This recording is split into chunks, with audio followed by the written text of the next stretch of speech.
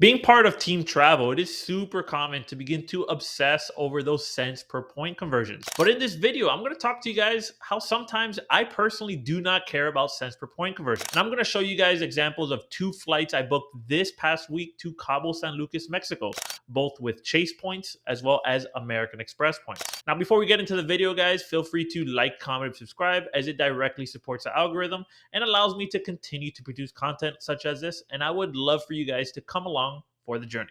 While we've all seen the videos boasting a 10 to 20 cents per point redemption, either to the Maldives or in the ANA lay flat business class seats, for the regular consumer, these are not realistic type redemptions, as these redemptions usually take a methodical planning period, as well as flexibility for dates, as these seats book instantaneously. While I definitely see myself making redemptions of this caliber in the future, at this current time, it's not realistic, especially for the time that it takes for these vacations.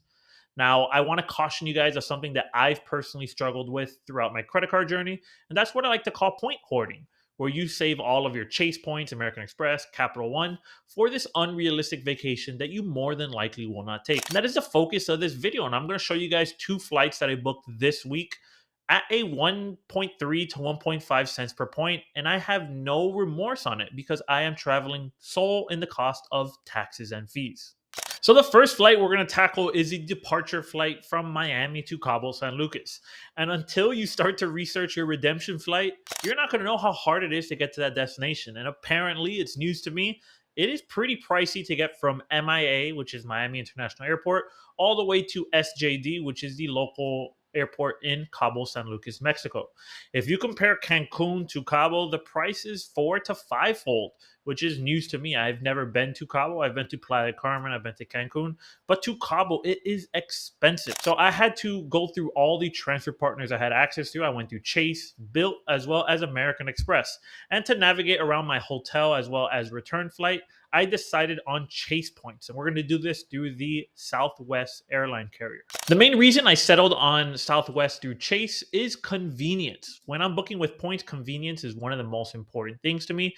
And if I would have utilized my AMEX points for my departing flight, I would have had to make my own connecting flight with two different airline carriers. But with Chase points, I was able to book a complete flight through Southwest with a 2-hour layover, but it's through Southwest. So I know the risk of missing my connecting flight is not there. So convenience and peace of mind is super important to me, a little bit more than cents per point conversion. So that's why we decided on Southwest Airlines.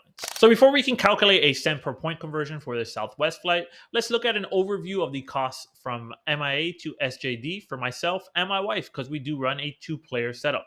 So the cost of the flight in cash, so in USD, was $1,083.04. This was incorporating taxes and fees, as well as the cost of the direct flight. Now, if we do compare this to what it cost me in Chase points, as we can see, this same flight in Chase points for myself and my wife is running 67,562 points plus $96.64 in fees. So the fees come out to around $48 a person plus 67,000 in points. This is combined for both of us. So at a cents per point conversion, the cost of the flight is coming out to a 1.56 cents per point conversion, plus $48 for each of us in cash to take a one-way flight from MIA to SJD. As we know, Chase credit card points are considered by most to be the most liquid credit card points because they have a 1 cent per point valuation, because we can redeem these for cash back at the same valuation if we wish. But we get heightened valuation by transferring over these $680 worth of credit card points and booking a $1,084 flight, coming in at a 1.56 cents per point redemption. I don't know about you guys, but to me that sounds amazing because I am essentially booking a $1,000 flight for only the $96 out of pocket for me and my wife to fly for a weekend trip in Cabo San Lucas, Mexico. If we were in a different mindset, we would be hoarding these credit card points and not utilizing them and capitalizing on free travel. Moving on to the second portion of this redemption, which I personally wanted to make through American Express points, because through the World of Hyatt stay, which I referenced in another video, as well as this Southwest redemption, I did exhaust a large amount of Chase points. So my return flight, I really wanted to do this in American Express points because I had quite a decent lump sum of AMEX points. So I was looking primarily through the Aero Mexico provider, And luckily, when I found a flight that actually worked, they had a transfer bonus. This was not planned. I did not know it on a calendar. I just got lucky when I went to go transfer the amount I needed. There was a 20% bonus when you transferred American Express points to the Aero Mexico flight carrier. Without this transfer bonus, Aero Mexico points usually transfer at a 1 to 1.6 ratio, meaning that 1,000 American Express points are equal to 1,600 Aero Mexico points. But with this active bonus, we are now having a 1 to 1.9 ratio, meaning that 1,000 AMEX points are equal to 1,900 Aero Mexico points.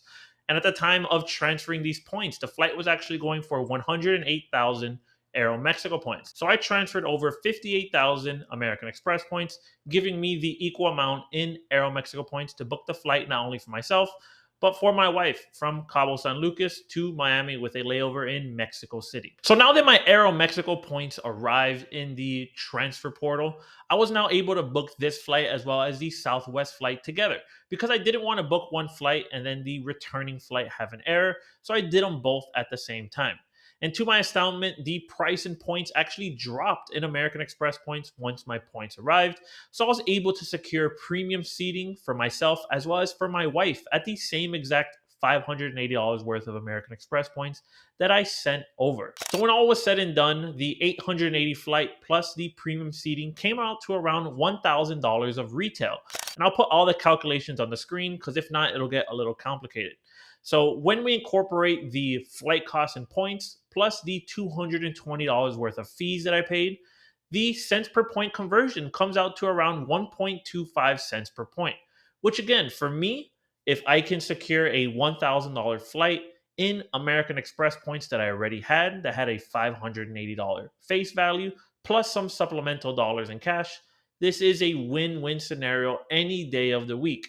If I could secure a to and from flight solely in American Express points by only paying taxes, this is a no-brainer for me, and I will consistently continue to redeem at this value and not seek those crazy 5 to 10 cents per point values. Those two redemptions gives you guys a insight into how I approach the points and travel game for my credit card points and how I don't deter a 1.25 to 1.5 cents per point redemption for a to and from flight to Cabo. If I were to solely want to capitalize on those 5 to 10 cents per point redemptions, I wouldn't be going on vacation and I would still be searching for that ideal vacation. My point of this video, guys, is do not be scared to spend your credit card points. That's why we earn them. That's why we work so hard in optimizing our setup, as well as our sign-up bonuses to have fun and go on vacation.